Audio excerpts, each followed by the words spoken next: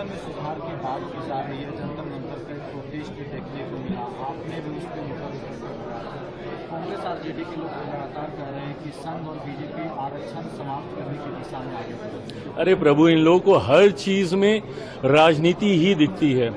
क्यों संघ, बीजेपी और हम लोग नहीं है क्या एनडीए में? और ये आरक्षण किसी के कहने से समाप्त होने वाली चीज है क्या? संवैधानिक अधिकार है ये। आरक्षण किसी को दी हुई खैरात नहीं है, ये संवैधानिक अधिकार है और दुनिया की कोई ताकत आरक्षण को कतई समाप्त नहीं कर सकती है। और जो लोग इसको समाप्त करने की सोच रखते हैं, कभी समीक्षा के माध्यम से, कभी सुधार के माध्यम से, उनको संभवतः ये पता ही नहीं है कि आरक्षण क्यों जरूरी है। आप जब शेड्यूल कास्ट, शेड्यूल ट्राइब्स की आप बात करते हैं, बहुत आसानी से कह देते हैं कि भाई इन लोगों को क्यों आरक्षण के साथ जोड़ा जाए। बट आज भी ऐसी घटनाएं होती हैं। खड़गे साहब के साथ क्या हुआ था? उस मंच पे गए थे, उस मंच का शुद्धिकरण किया गया ना।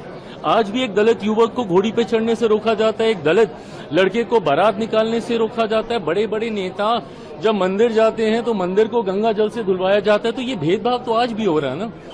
और ये वही अनुसूचित जाति है जो छुआछूत का शिकार रही है। भारत के संविधान में जब आप शेड्यूल कास्ट को देखते हैं, ये ऐसी कास्ट है जिनको शेड्यूल किया गया है, जिनका आधार छुआछूत था, जिसकी वजह से इनको गांव से बाहर रखा जाता था।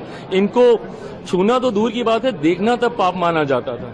ऐसे में मुख्य धारा के साथ जोड़ने के लिए, और क्या हम लोग उस लक्ष्य को पूरा कर पाए? नहीं कर पाए ना। आज भी ये भेदभाव होता है। तभी जब मैं क्रीमी लेयर का भी मैं विरोध करता हूं, मैं इसीलिए करता हूं कि आज कम से कम हम लोग एकजुट हैं तो अपनी बात रख पा रहे हैं। बट जैसे ही इसमें सब क्लासिफिकेशन होने लग जाएगा, जैसे ही इसमें क्रीमी लेयर की बात हम लोग करने लग जाएंगे, तो ताकत हम लोग की घटने लग जाएगी। और जैसे ही ताकत घटेगी तो धीरे धीरे करके संभवतः ऐसी सोच वाले लोग जो आरक्षण को समाप्त करना चाहते हैं, उनको ज्यादा बल मिलेगा। आज की तारीख में शेड्यूल कास्ट हो, शेड्यूल ट्राइब, अब शेड्यूल ट्राइब में यही सारी जातियां हैं जिनकी वेशभूषा अलग रही, जिनका रहन सहन, बोलचाल, ऐसे ट्राइब्स को शेड्यूल किया गया। पिछड़ा वर्ग से आने वाले लोग जिनको संभवतः मौके नहीं मिले, इसके माध्यम से उनको, और अब तो जो लोग आर्थिक तौर पे कह रहे हैं, ऊंची जाति से आने वाले गरीब लोगों को भी 10% का आरक्षण मोदी जी की इसी सरकार में हम लोगों ने पारित करने का काम किया।